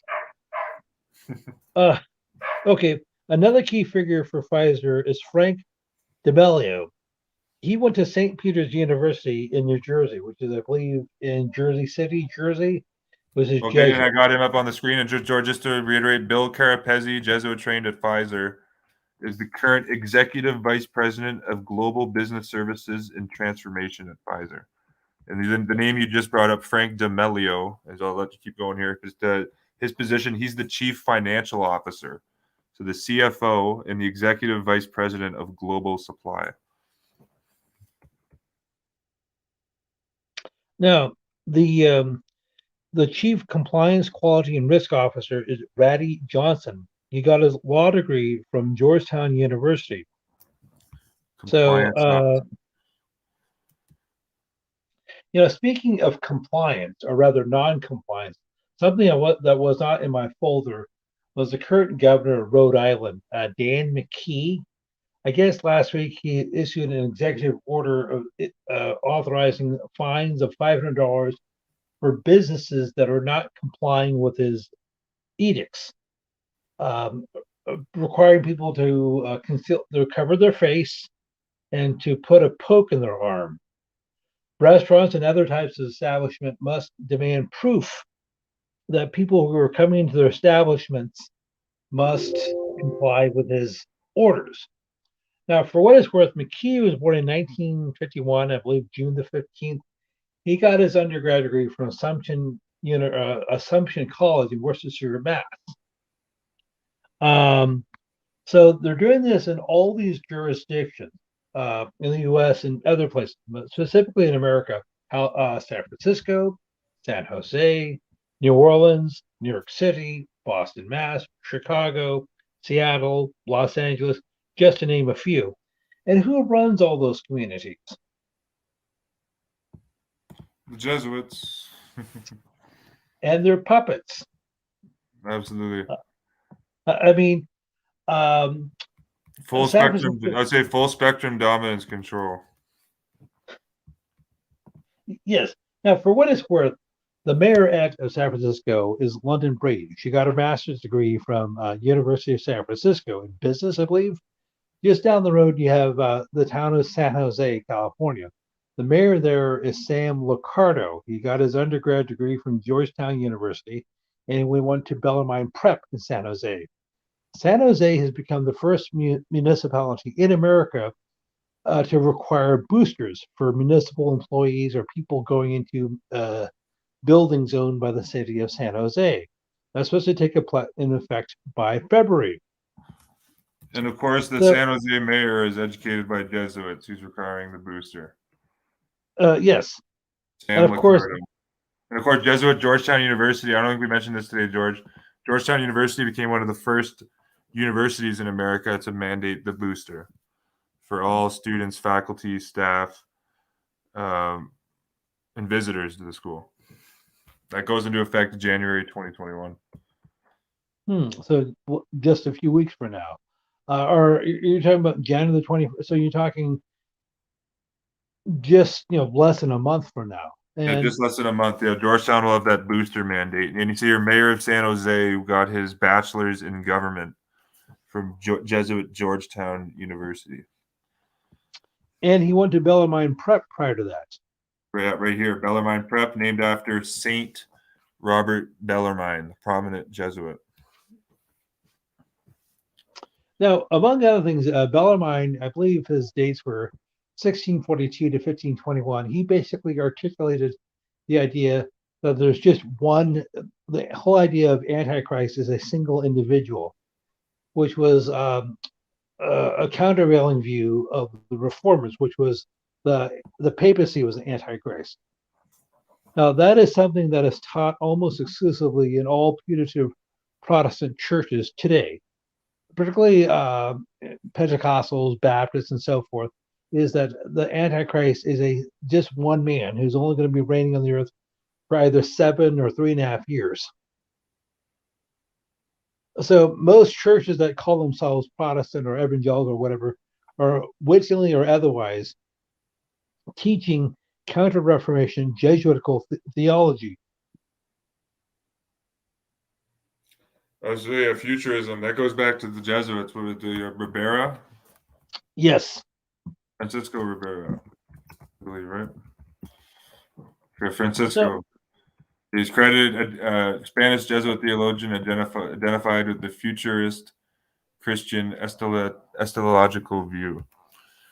And Georgia, before we sign off here, just I found this kind of just shows the same spirit of this is the spirit that the Jesuits and their puppets are emanating into the world right now. But we have Michael O'Leary, CEO of Ryanair. This is one of the biggest airlines in the Europe, especially. It's the biggest one in Ireland by far. Ryanair. Michael O'Leary, CEO of Ryanair, was educated by Jesuits at Clonglows Woods College there in Ireland. He says that, so Jesuit-trained Michael O'Leary, CEO of Ryanair, has declared that anyone who remains unvaccinated should be completely cut off from society, including not being allowed to travel, go to the supermarket to get food, or the pharmacy to get medicine. Of course, it's a Jesuit-educated airline CEO, Michael O'Leary, CEO of Ryanair, that's saying this. The examples are endless, but we could keep going for hours and hours and hours. Well, if I could just mention some things of a local nature. As I said, I live in Cotati, California, which is Sonoma County, about roughly an hour or so north of San Francisco. The Sonoma County has a population of about 500,000 people, so we're about a sized jurisdiction. But the amount of hegemony the Jesuits have in this county is breathtaking. And I probably said this before, and so forgive me for repeating myself. The current district attorney for Sonoma County is Jill Ravage. She got her law degree from the University of San Francisco. Now, she just retired. Another lady, Kathleen Posey, she just retired. She got her undergrad degree from the University of San Francisco. The head of the Health and Human Services Department is a lady by the name of Angela Streckman. She got her master's degree from the University of San Francisco. One of the members of the Board of Supervisors is Chris Kersey. He went to Regis High School in Aurora, Colorado, which is a suburb of Denver. The Office of Chief Legal Counsel for the county is Robert Pittman. He got his law degree from Loyola Marymount, Los Angeles. The Assistant Office of Legal Counsel and the Administrator for the county is Cheryl Bratton. She got her law degree from the University of San Francisco. And those are just county officials. I'm not talking about municipal employees for places like Santa Rosa or Petaluma. So is that breathtaking?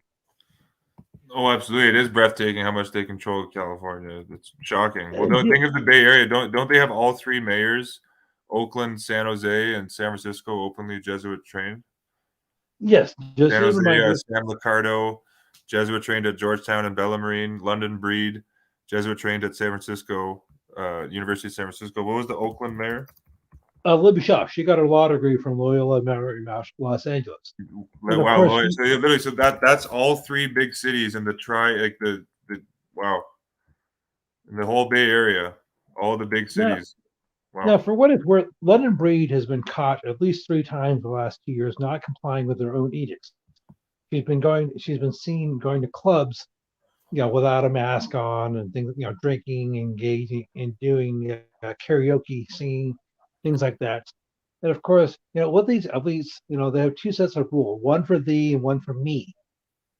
Yes, suffocate yourself. Don't open up your business, things like that. But hey, when the cameras are off, I can do whatever I want. Now, remember, you obviously did at least one video when Joe Biden got together with Francis. Biden was there for hours on end. They're shaking hands. Nobody was wearing a mask. They're obviously, less than 6 feet apart. So wait a second. Does that mean the Corona hoax can't get you if you're in the Vatican or something? Does it know? Oh, I want to have respect for His Holiness. I'll say all the doors. Yeah, I guess there's a force field around the Vatican that keeps the spike proteins out from the CV-19. Yes, and of course it's just Like like I'm sure George, all the money from the Vatican Bank has to be going somewhere. I guess that's where they're investing it in to that. build. Well, and of course this is ridiculous because here, I mean, Sonoma County was the first jurisdiction in America to pose the mask mandate. That was implemented in April of 2020, almost 2 years ago. It was in effect from mid-April to June the 15th, and then again, they reimposed in early August because they have all these people who are getting sick. Now, as I said before, Sonoma County has a population of 500,000 people. Now, in almost 2 years, something like just over 40 people have allegedly died of the COVID, of the CV-19 or whatever you want to call it. Well, no, well, they're probably dying from the poke of last year, and before that, they're dying for what people normally die of. Because, gee, I don't see the ambulances running and the hearse running down the streets morning, noon, and night. I don't see people dropping dead in the street. And last I heard, the ambulances haven't had a problem with being able to bury the bodies quickly enough. And if this illness is so deadly and so contagious, why do they have to test you for it? Well, Why is Klaus Schwab himself, the Jesuit Klaus Schwab himself, who's often at the Vatican, in his book CV-19, The Great Reset, he actually says that CV-19 is one of the most least deadly pandemics in history. But we still can't ever go back to normal, though. He says in the same book, like these are permanent changes. well, we have to bring in the fourth industrial revolution, of course. now we still have these idiotic and satanic rules that you have to. I haven't worn one once, but if you go into a restaurant, you have to wear that thing on your face until you get to your seat. But you can take it off, when you're eating, because I guess just like it being the Vatican, the alleged virus is very respectful. It won't bother you while you're eating and drinking. But once you get up to leave, you're off base. you need to put it back on. These rules are not based in law. They have zero basis in law and even less basis in science. Over the last 2 years, here in the United States, and I'm sure this is the case in Canada and other countries, is that this disease is so deadly and so contagious. Like you had to destroy almost all small businesses, especially restaurants. However, you're safe if you go to Walmart, Costco, and other corporate box stores.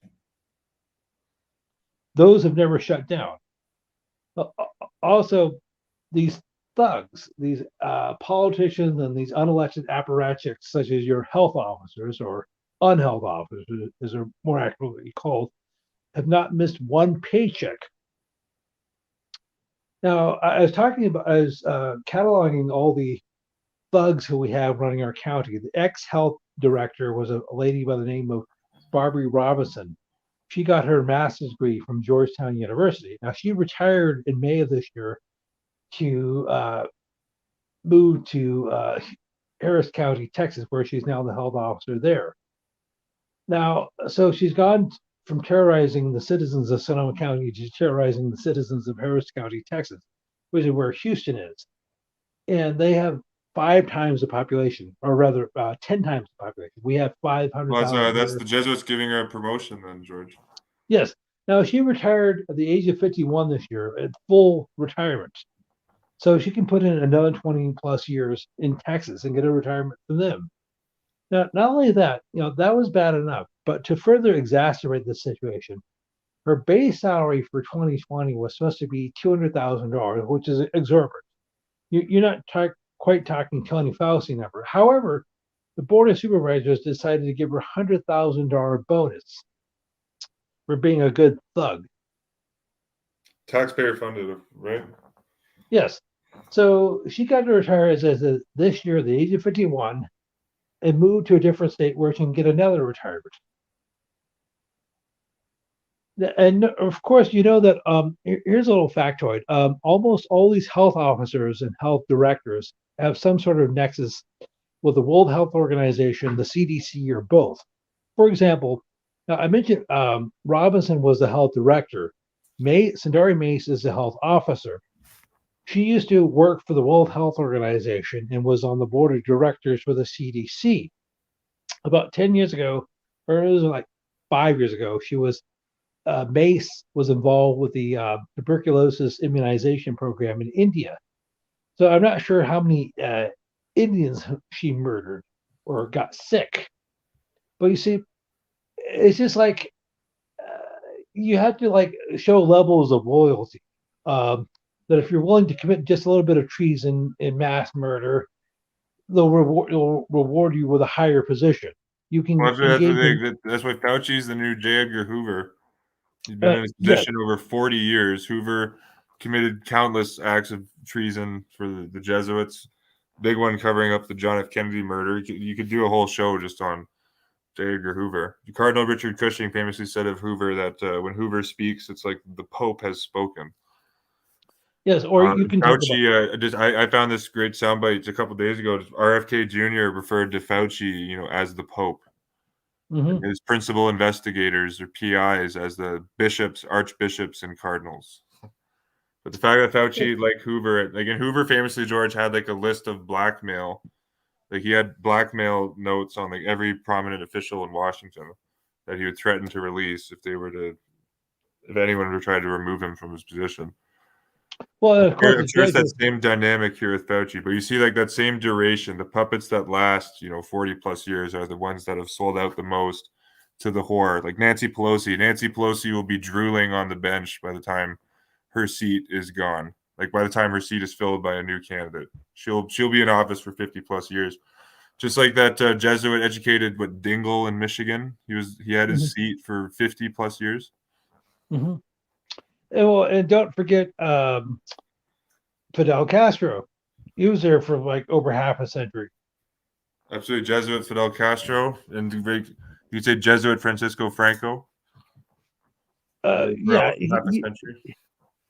Well, yes, and of course, it's just like so whether you're talking about government, the military, medical, law enforcement, the judge, people are given these reins for decades on end, not because they're competent. It's just that it's because they're compromised, they're controlled, they're corrupt, and it's just like, if this really had anything to do with public health, and that's a ludicrous concept in and of itself. But let's say there is a valid concept of public health. If this had anything to do with that, they would have shut down all the fast food restaurants. They would have stopped the sale of junk food, especially soda.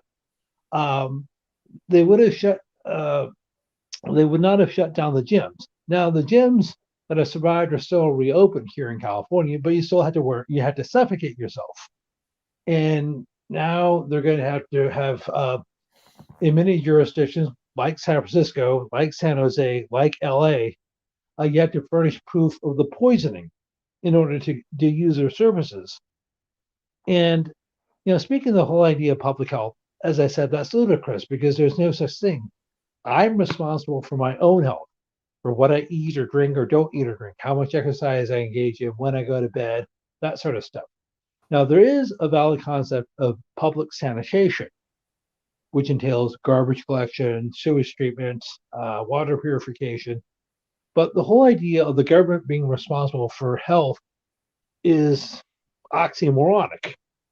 So when has the U.S. government or any other government, state or Canadian, whatever, been concerned about the well-being of its citizens?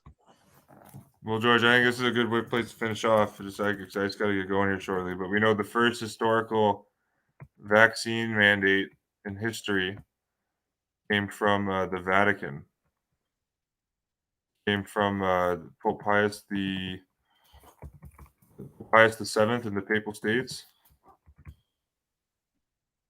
Now, did he recreate the Jesuits? Yeah, he's the same Pope that reconsecrated the Jesuits after they were in that suppression period. Pius VII. People can look this up. VII vaccine.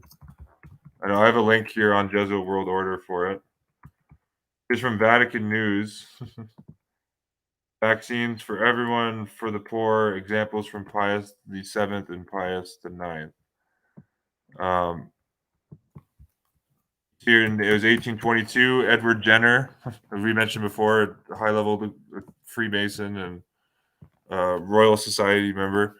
Edward Jenner, the father of modern immunization, who created the smallpox, VAXX, was still alive when the Papal States, under the leadership of Pius VII, activated a massive VAXX campaign. This is the first mass VAXX campaign in history. So I recommend people check out this here. Okay, so just want to end on two things. Have you ever looked into the Spanish flu of roughly 100 years ago and the similarities between it and now?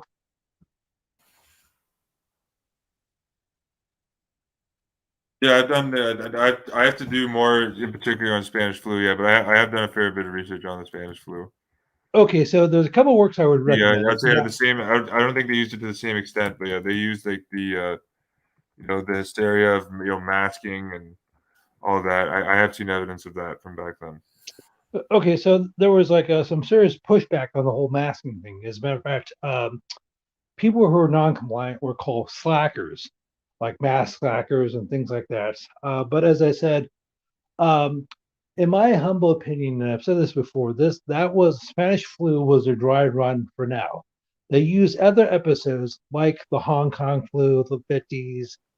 I'm sorry, of the late 1960s, the Hong Kong flu of the 1950s, so forth. But they had other things they had to accomplish before they implemented what's going on right now.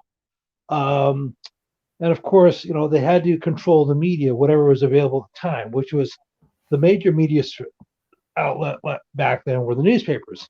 So they had to have absolute hegemony of the press. You're talking really, I mentioned William Randolph Hearst, who was a Knight of Malta. So they had to convince the people that there's a scary airborne contagious pathogen, and they had to listen. They had to listen to all the health experts, the Tony Fauci's of their day, whoever it was, and of course, you had to. And I would love to continue this. Unfortunately, I need to sign off. So, shall I give my contact information for anybody who would like to get in touch with me? Yeah, for sure. Yeah, feel free to give out your contact info. Definitely. Okay. Well, I don't have a website, but people can send me an email at George Widger, Georwidger1969 at gmail.com. If people have any questions or comments or complaints, and if they didn't get that, they can get it from you. You can forward it on to them. Well, absolutely. Yeah, for sure. Yeah, if people want George's contact information also, yeah. Just reach out to me as well. I have your info on my email here. And of course, do you want to give that again though, just in case people missed that? Okay, George. Okay, George Georwidger 1969 at gmail.com. If you have any questions, comments, concerns, complaints, critiques, if you want to send me something like an article or video, if there's a topic you'd like me to cover with Eric or go over again. Also, please just tell me a little bit about yourself. Where you're from, how long you've been listening, things like that. And I do need to sign off, and I'll talk to you soon. And Happy New Year. Yeah, Happy New Year, George. I appreciate the great chat today. Okay, well, talk to you soon. I'll talk to you soon, George. I'll keep in touch. Take care. And we see you guys before we sign off. Here's the source from this VAXX mandate on the Jesuit World Order blog. Nick found this here. He put it up 9 months ago. The post titled First International Mandatory VAXX Policy was created by the Vatican from the papal encyclical Ephemerdes Leterae. Translation: The Edict on Compulsory VAXX. June 20th, 1822 by Pope Pius VII, same pope who reinstituted the Jewish ghettos invented by Rome and who reestablished the Jesuit order in 1841. And Nick links this source from Italian where you can actually read the entire papal bull. You see the original text of the Edict on Compulsory VAXX from Pope Pius VII. So I recommend you check that out there. See that the Central VAXX Commission that was set up in the Papal States operates very similarly to the U.S. Coronavirus White House Task Force. And of course, the White House at the U.S. Capitol, named after Jesuit priest Andrew White, S.J., the Apostle of Maryland. He began his trip across America on November 22nd. He set sail to America, an anniversary date of the John F. Kennedy assassination. Even more proof of the Jesuit hand in the murder of Kennedy. They picked a symbolic date the Jesuits did to murder John F. Kennedy, being the same date that Andrew White sailed from England to America. You see Andrew White, English Jesuit missionary, known as the Apostle of Maryland. The White House is named after him. It's not because it's a white building, and that's why you have a Roman fasces right in the Oval Office at the White House. It's right in front of the president's desk, the big Roman fasces. Yeah, I think that's all for this one, YouTube. I appreciate you guys tuning in.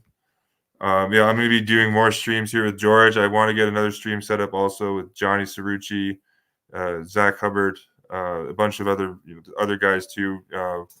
Alex, I want to do another stream with at some point soon. Nick and Goods. So yeah, expect more streams sometime soon. And thanks guys for tuning in. And I'll catch you on the next one.